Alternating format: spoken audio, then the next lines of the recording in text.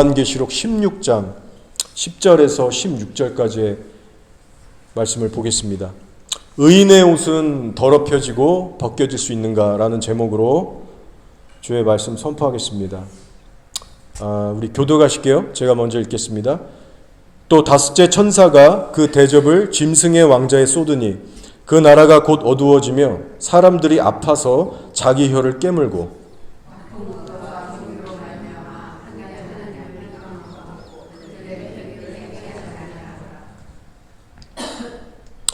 또 여섯째 천사가 그 대접을 큰 강 유브라데에 쏟음에 강물이 말라서 동방에서 오는 왕들의 길이 예비되었더라.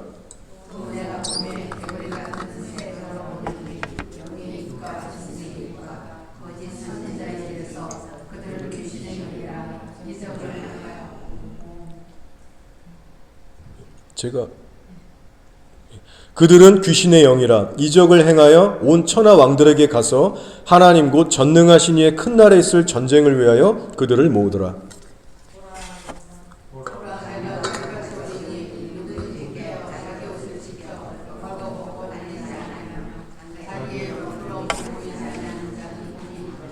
새 영이 히브리어로 아마겟돈이라 하는 곳으로 왕들을 모으더라. 아멘. 여러분도 그 유튜브 영상 자료로 확인하셨겠지만 한국에서 지금 이 부정선거 이슈 때문에 많은 국민들의 마음이 괴롭습니다.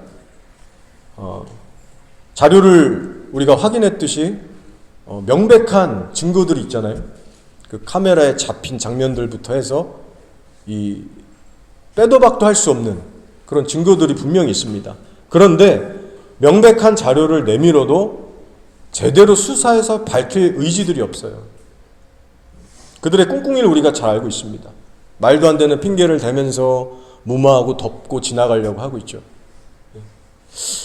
누가 봐도 명백한 부정행위고 불법인데 신속하게 임하는 이 공의가 없다 보니까 그걸 지켜보는 상황에 우리의 마음들이 참 억울하고 답답합니다. 한편 제가 이번 주에 이 계시록을 묵상하는데 하나님이 주시는 마음의 위로를 좀 얻게 됐습니다. 우리가 시간 관계상 다 읽지 못했는데요. 특히 계시록 16장은 하나님께서 이 땅에 살아가는 이 악인들을 호되게 치시는 심판 내용에 관한 겁니다. 진노의 7대접이라고 하는 것을 천사들을 통해서 하나하나씩 이 땅에 부으시면서 누구를 치시냐면 타겟이 정해져 있어요.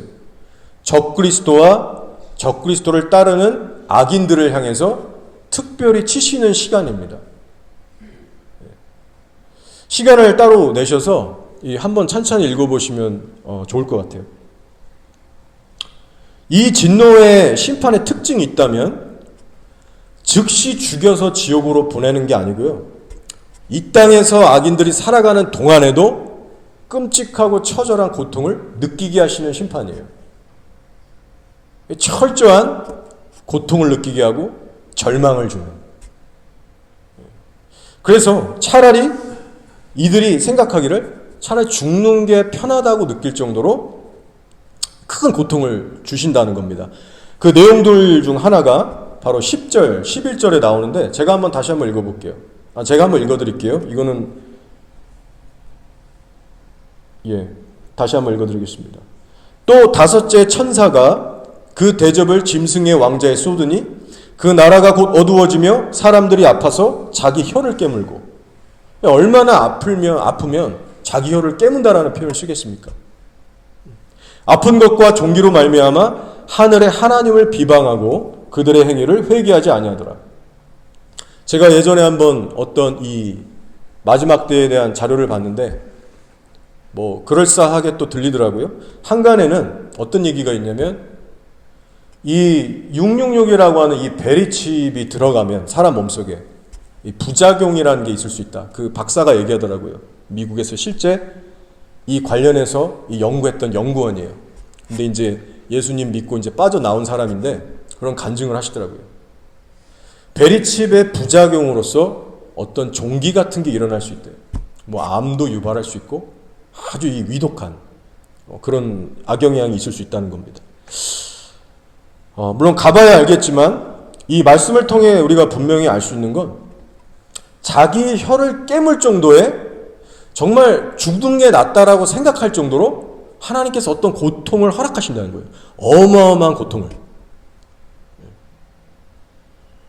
그리고 그 외에도 또 어떤 저주를 퍼부으시냐면 물의 근원인 이 바다를 그리고 강을 피로 변화시키시는, 피로 만들어버리시는 그 저주를 주시겠다고 또 나옵니다. 이 같은 내용이에요. 뭐라고 하시냐면 이 물을 다 피로 변하게 해서 너희 악인들이 마시게 할 거다. 너네가 성도들의 피를 마시고 취했으니까 너희들도 한번 그 피를 마셔봐. 하나님께서 보란 듯이 의인들의 억울함을 풀어주시는 거예요. 이 진노의 대접 기간에. 죽여서 바로 지옥에 던지시는 게 아니고 이 땅에 살아가는 동안에 그 무서움을 맛보게 하신다는 겁니다. 제가 이 계시록 내용을 보는데요, 한편으로 위로가 되더라고요.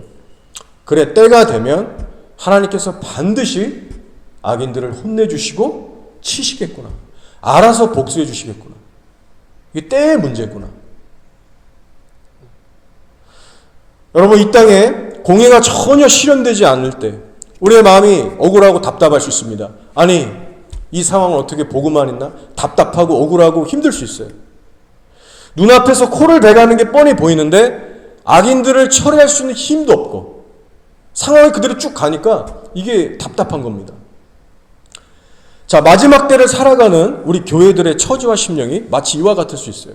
앞으로 더한 일들을 우리가 만날 수 있습니다.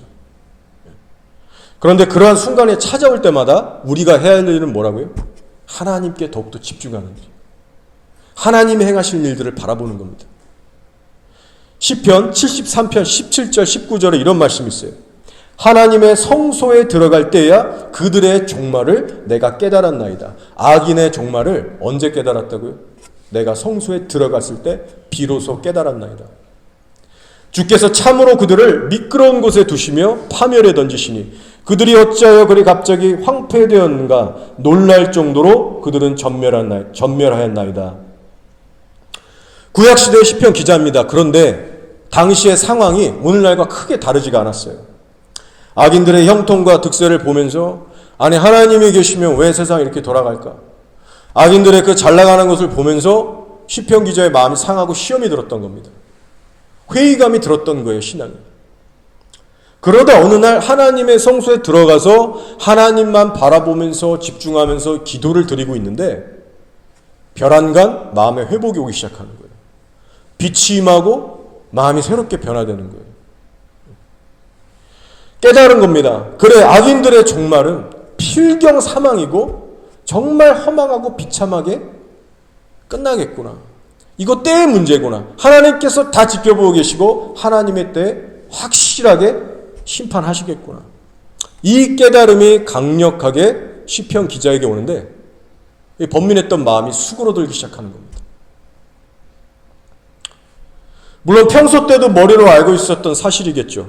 하지만 성소에 들어가서 성령 안에서 깊이 만져지니까 마음의 회복이 일어나다는 거예요. 여러분도 잊지 마시기 바랍니다. 성소 밖에서 이루어지는, 그러니까 성령의 충만함 없이 드는 인간적인 생각과 기분, 이런 것들은요 우리 영혼에 참된 소망과 회복을 주지 못합니다. 많은 성경 지식을 알고 있어도 성령의 은혜가 함께 가지 않으면 우리 마음 회복될 수 없어요. 근데 성소에 들어가서 성령으로 만져질 땐 얘기가 달라지는 겁니다. 성령이 하시는 파트가 있어요. 성령께서 만져주셔야 내 영혼이 활짝 열리고 제대로 볼 수 있게 됩니다. 내가 평소에 알고 있었던 성경 지식들이 마음으로 내려오기 시작하고 하나님 안에서 소망과 믿음이 회복되기 시작해요. 그렇기 때문에 여러분, 성소에 날마다 우리가 들어가서 하나님의 터치를 지속적으로 받는 일들이 우리 삶 가운데 지속적으로 일어나야 됩니다. 자, 성소에 들어가서 이 심령이 회복된 거예요. 그리고 나서 26절에서 시편 기자가 이렇게 고백하고 있습니다.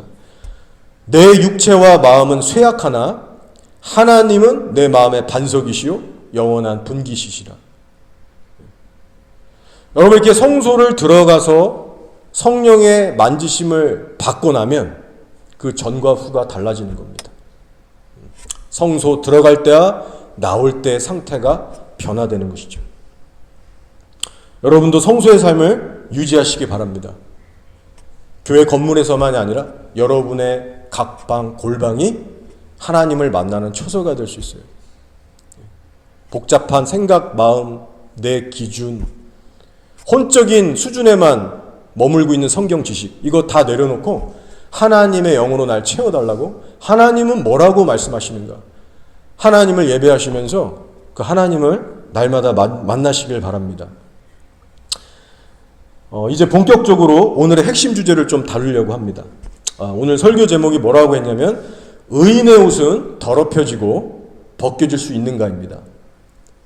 의미심장한 제목이고 우리가 반드시 또 생각해보고 성경적인 답을 찾아야 되는 아주 심각하고 중요한 주제예요.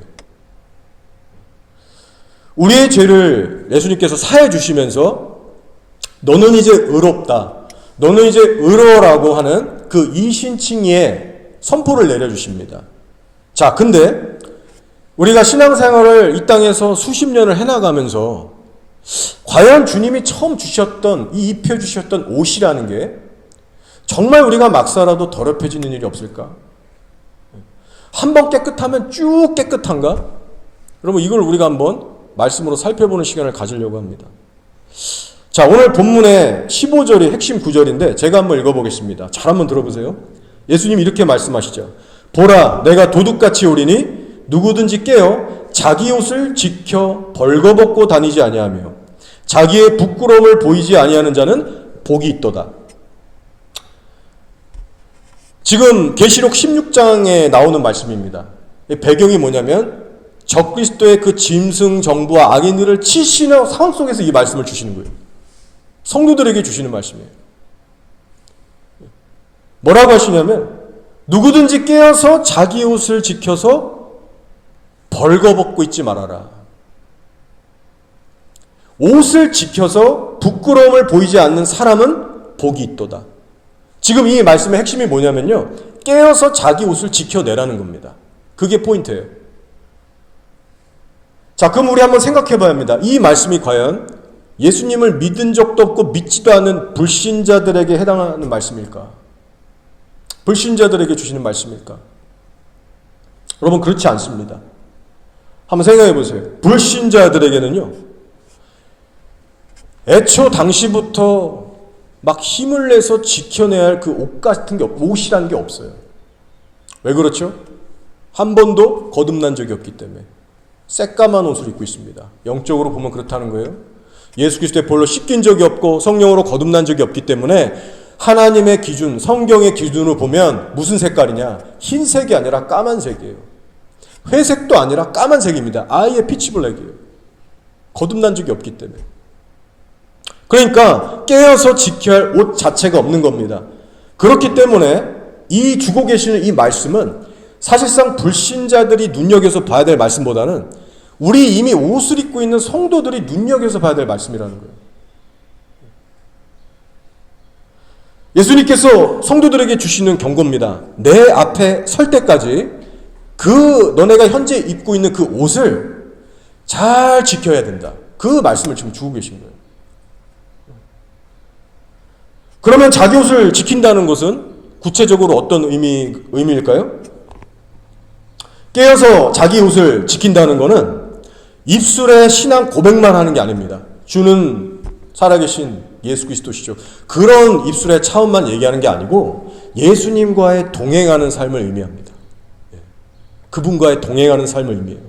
날마다 성령을 의지해서 육신의 삶을 실제로 정복하고 이겨가면서 성령의 열매를 맺는 삶을 얘기하는 거예요. 예수님에 대한 순결한 사랑과 그 헌신을 유지하면서 죄와의 전쟁을 날마다 치르는 삶을 의미합니다. 여러분, 한번 자연스럽게 생각해 보시기 바랍니다. 예수님을 믿고 교회에도 나오는 성도가 있어요. 그런데 죄의 유혹이 올 때마다 다 걸려 넘어지고 죄 따라가고 하루 종일 세상 일에 빠져서 예수님 생각 안 하고 불신자들하고 거의 흡사하게 살아간다.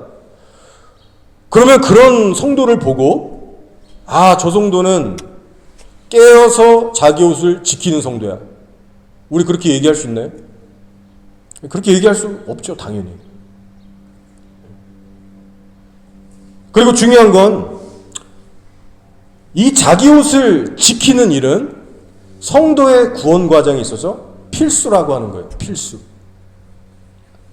구원은 따는 당상이니까 옷이 좀 더럽혀져도 되지 않나?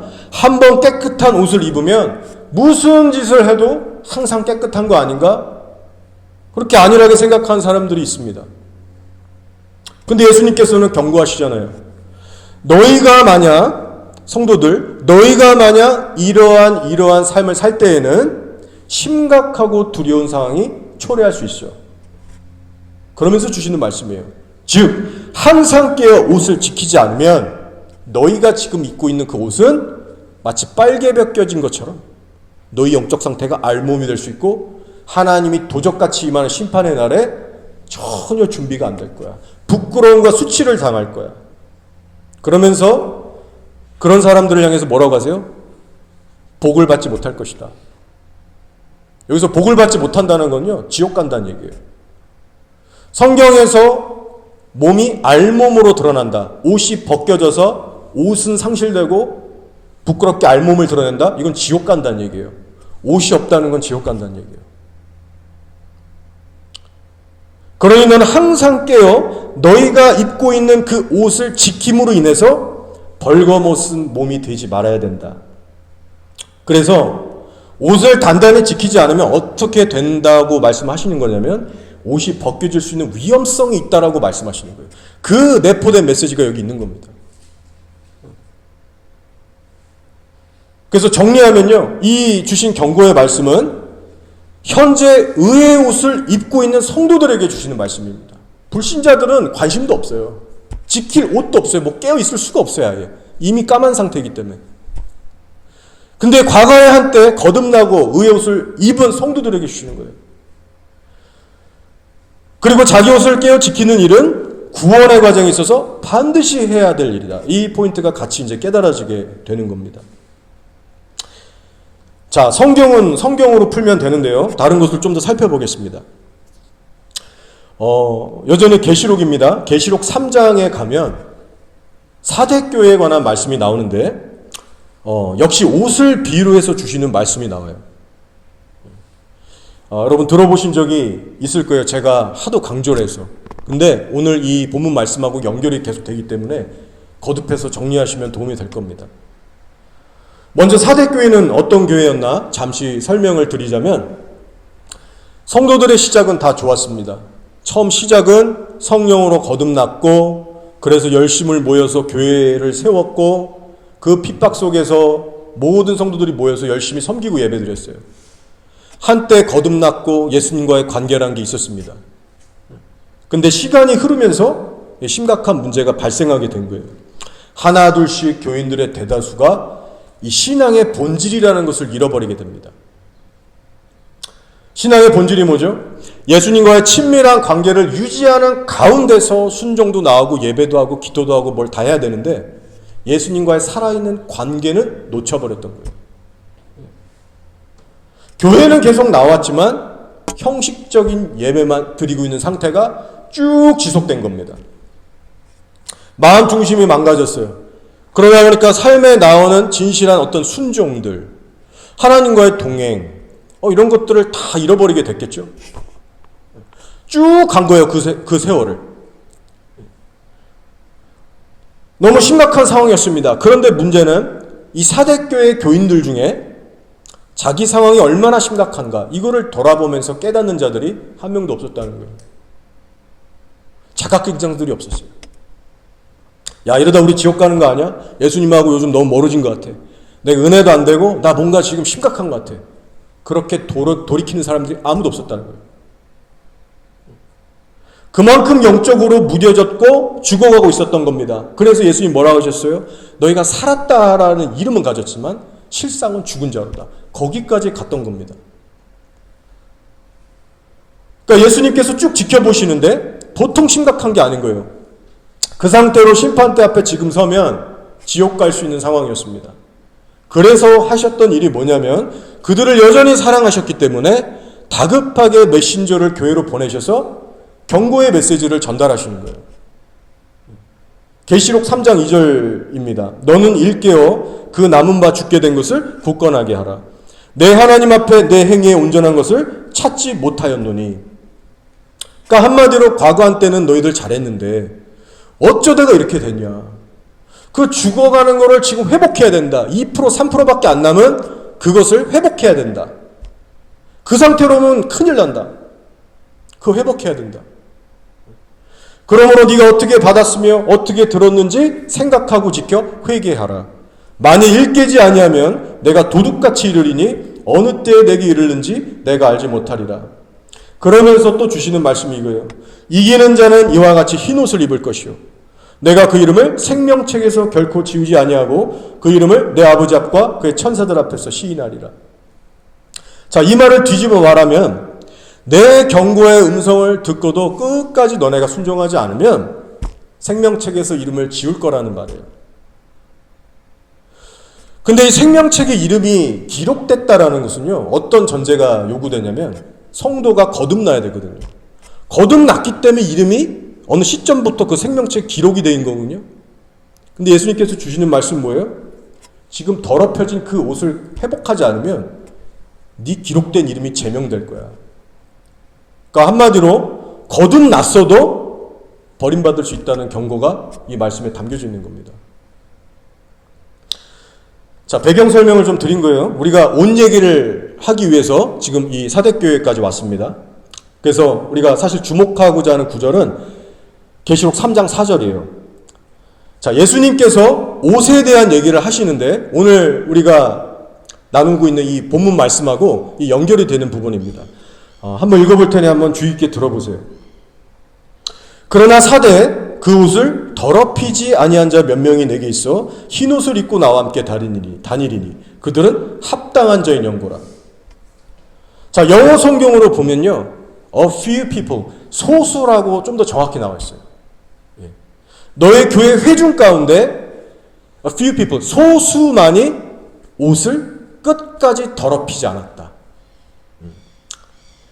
한국 성경을 보시면요, 그 옷을 더럽히지 아니한 자, 그 옷이라고 나와요.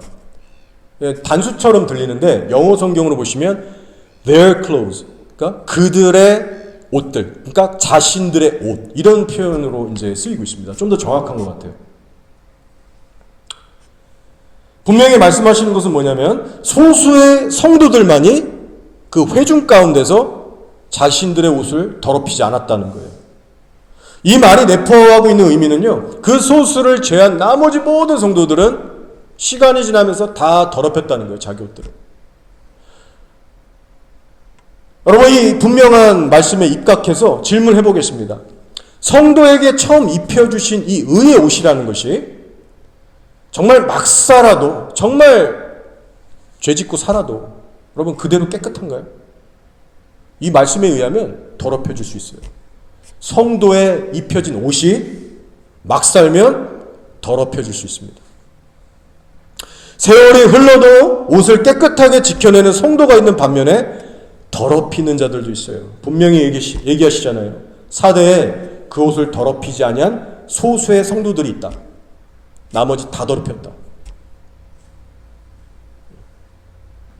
우리가 함께 눈여겨봐야 될 부분은 옷을 깨끗하게 지켜낸 성도들에게만 칭찬하셨다는 거예요.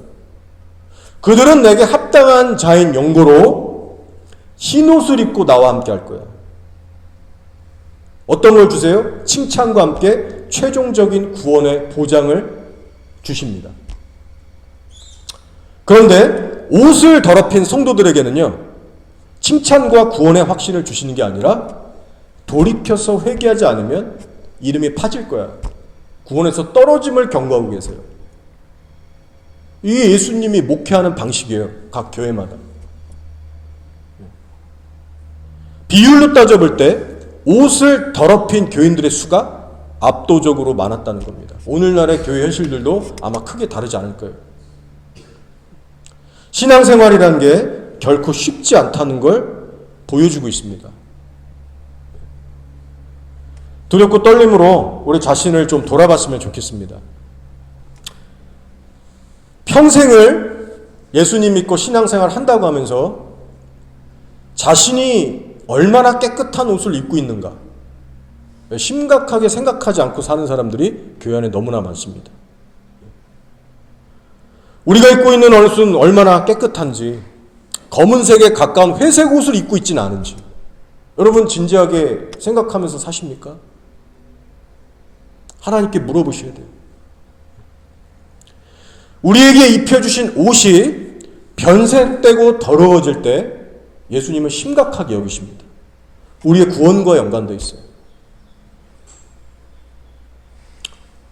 오늘 본문 계시록 16장 15절에 나오는 깨어서 지켜야 될 자기 옷하고요, 지금 사대교회를 언급하시면서 주시는 이 옷은요 같은 의미입니다. 즉 예수님과의 관계를 끝까지 잘 유지해야 한다는 말씀이에요. 이 땅에서 하루 이틀이 아니라 오랫동안 수십 년을 신앙생활해야 하는 모든 성도들이 정말 귀담아 들어야 될 말씀입니다. 자, 마지막으로 다른 한 군데를 더 살펴보겠습니다. 옷에 관해서 주시는 말씀이 또 어디 나오냐? 라오디게아 교회에게 주신 말씀 속에 나옵니다. 자, 라오디게아 교회 하면 미적지근한 교회로 유명했던 교회죠. 제가 설교한 적도 있어서 여러분 충분히 잘 알고 계실 겁니다. 그래도 다시 한번 분명히 짚고 넘어가야 되는 부분이 있다면 이 라오디게아 성도들 역시 불신자들이 아니고 거듭난 성도라는 거예요. 여러분 이 첫 단추를 잘 끼셔야 본문 해석과 적용에 오류가 생기지 않습니다. 많은 사람들이 잘못 해석해요. 목사들도. 어떻게 얘기하냐? 이 라오디게아 성도들은 애초부터 불신자들이었다. 애초부터 예수님을 진짜 믿지 않는 가짜들이었다. 봐라, 예수님이 문 밖에 서서 녹화하시지 않냐. 이 사람들은 불신자들이야. 그렇게 해석하거든요. 근데 그건 잘못된 틀린 해석입니다. 여러분 시간이 흐르면서 예수님이 점점점 밀려나서 문 밖으로 쫓겨나간 거예요. 처음에는 관계 형성이라는 게 있었습니다. 자, 예수님께서 이 성도들을 향해 뭐라고 하시냐면 물은 내가 사랑하는 자를 책망하여 징계하노니 그러므로 내가 열심을 내라 회개하라 말씀하세요. 자, 구체적으로 의도적으로 이 말씀을 주십니다. 뭐라고 하세요? 내가 사랑하는 자를 책망하고 징계한다. 여러분 하나님은요 아무나 사랑으로 책망하고 징계한다는 표현을 쓰지 않습니다. 언약 밖에 있는 사생아들에게는 가서 막 사랑으로 막 편지 써서 선지자 보내고 뭐 이렇게 막 사랑으로 징계하고 그러지 않아요. 이 말에 담긴 의미는요 이들이 하나님과 관계가 있었던 하나님의 거듭난 언약 백성들이라는 거예요. 그 시작이 그랬다는 거예요. 그러면서 하시는 말씀이 뭐예요? 귀 있는 자는 성령이 교회들에게 하시는 말씀을 들을지어다. 뭐냐면 세상에게 주시는 말씀 경고가 아니고 언약 안에 들어온 교회 백성들에게 주신다는 뜻이에요. 그러니까 이들은 거듭난 성도라는 걸 의미하는 겁니다. 특별히 구원에서 떨어질 수 있는 위기에 처한 그 위급한 성도들에게 특별히 주시는 말씀이에요. 그래서 계시록 3장 18절을 보시면 예수님께서 옷을 언급하십니다. 여기 옷 얘기가 또 나와요. 제가 읽어보겠습니다. 내가 너를 권하노니 내게서 불로 연단한 금을 사서 부요하게 하고. 자, 이 다음에 옷 얘기가 나와요. 또 흰옷을 사서 입어 벌거벗은 수치를 보이지 않게 하고. 옷 얘기가 나오잖아요. 흰옷을 사서 벌거벗은 수치를 보이지 않게 하라. 오늘 본문 말씀하고 똑같은 내용을 다루고 있잖아요. 깨어 지켜 자기 옷을 지켜서 벌거벗음을 당하지 마라. 그 얘기가 지금 여기도 나오는 거예요. 너희가 깨어서 자기 옷을 지키지 않으면 벌거벗겨지고 부끄러움을 당할 거야. 예수님께서 우려하셨고 경고하셨던 바가 라오디게아 성도들에게 지금 임한 겁니다. 이대로 안 살았더니 임한 거예요. 이렇게. 예수님께서 보고 계시는데 어느 순간부터 다들 벌거벗고 있는 거예요. 영적으로 볼 때. 그러면 이들에게 애초부터 올바른 신앙 고백이 없었기 때문에 흰옷이 없는 건가? 그래서 빨가벗겨진 건가? 아니라는 거예요. 이신칭의 과정을 통과하지 않은 가짜들이기 때문에 벌거벗고 있는 것인가? 아니라는 거예요. 여러분, 이들은 어떤 사람들이냐면요, 로마의 압제 시대를 살았던 그 핍박 가운데 있었던 교인들입니다. 로마의 압제 시대에 모여서 예수를 주로 시인하면서 교회 건물을 세우고, 실제 라우디게의 교회 건물이 꽤 컸어요. 그때 당시에 대형교회 같은, 그나마 이 대형교회 같은 그런 알려진 교회였습니다. 성도들이 모여서 공적으로 나는 예수 믿는 사람이에요. 그 로마 시대 때 공적으로 나 예수쟁이라고 말하면서 시인하면서 힘써 모여 교회 건물을 세우고 예배드렸던 공동체입니다. 그러니까 이들의 입술에서 주는 그리스도시요 살아계신 하나님의 아들이 있나, 이 신앙 고백이 없었을까요? 이신칭의를 받았던 과정이 없었을까요? 아니라는 거예요. 고백도 제대로 했고요, 세례도 받았고요, 교회는 항상 다녔습니다.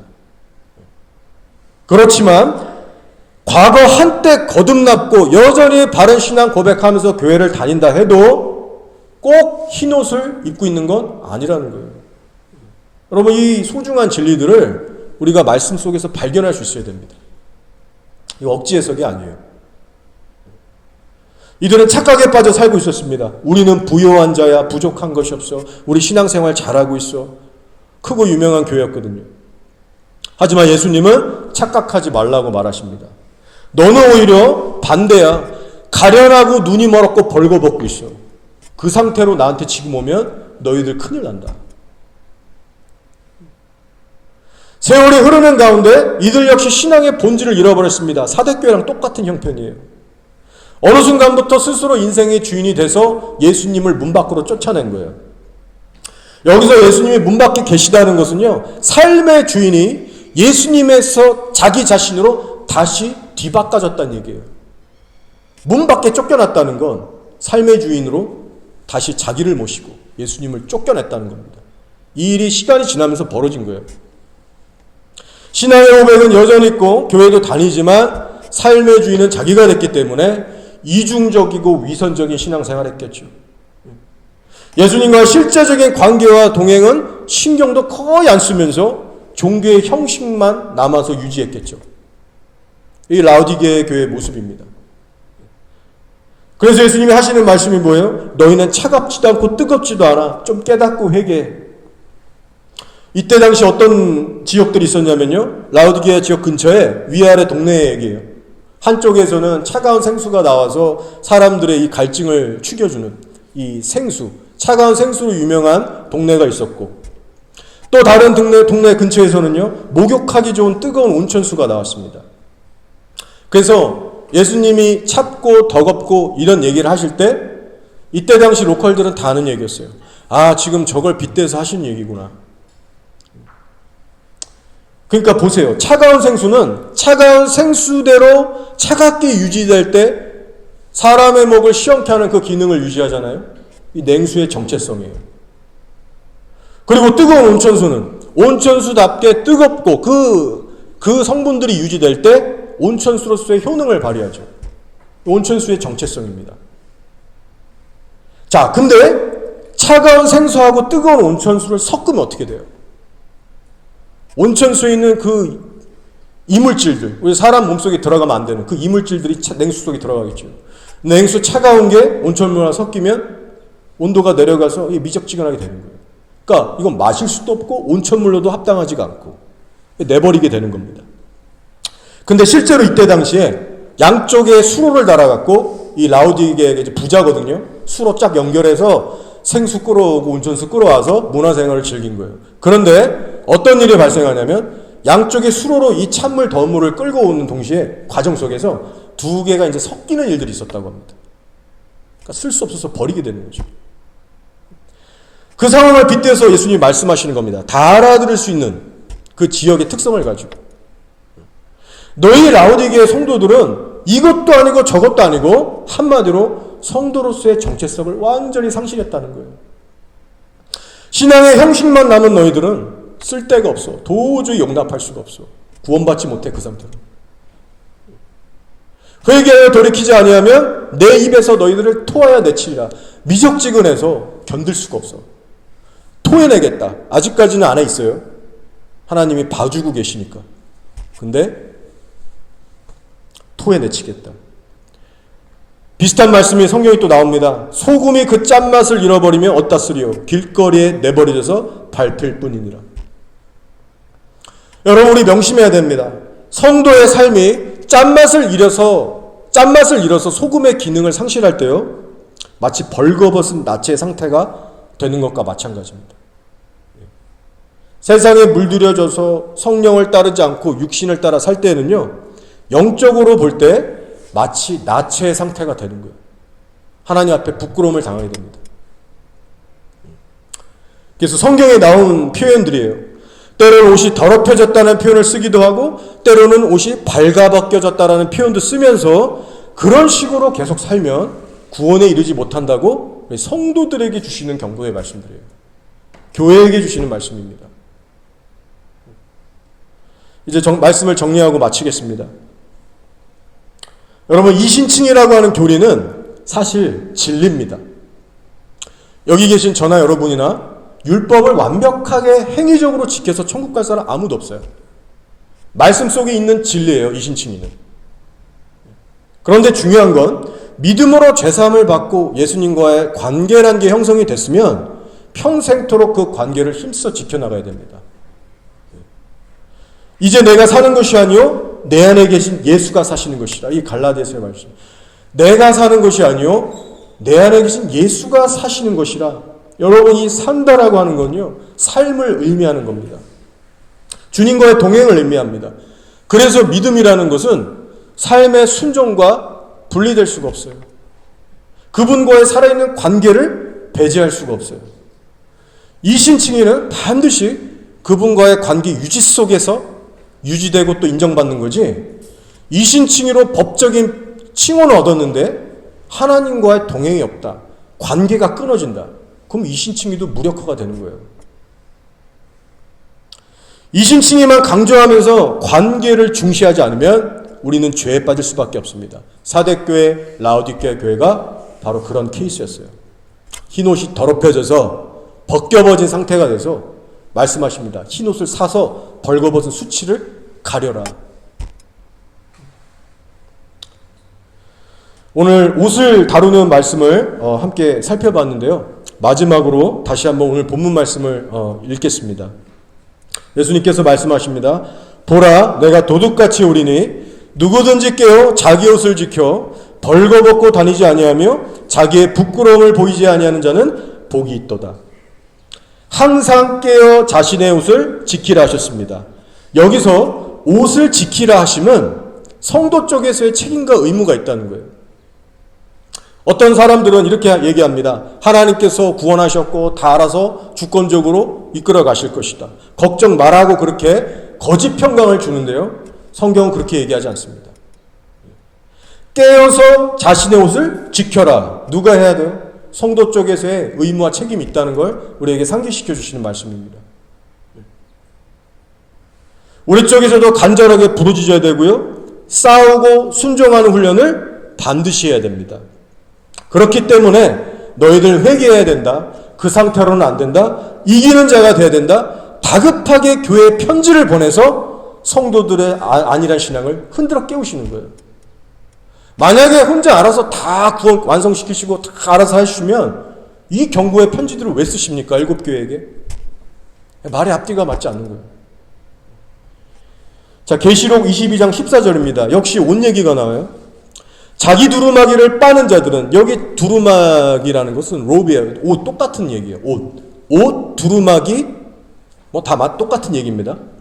즉 자기 옷을 빠는 자들은 복이 있으니 이는 그들이 생명나무에 나아가며 문들을 통하여 성에 들어갈 권세를 받으려 함이로다.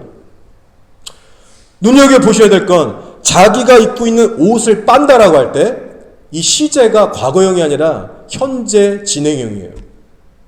오늘도 내일도 모레도 계속해서 내가 빤다, 빨고 있다. 과거 이벤트가 아닙니다, 여러분. 과거할 때 예수 믿고 영접했다고 해서 안일하게 살면 안 된다, 그 말씀 주시는 거예요. 항상 내 앞에 설 때까지, 천국 성에 도달할 때까지 항상 빠는 자들이 복이 있다.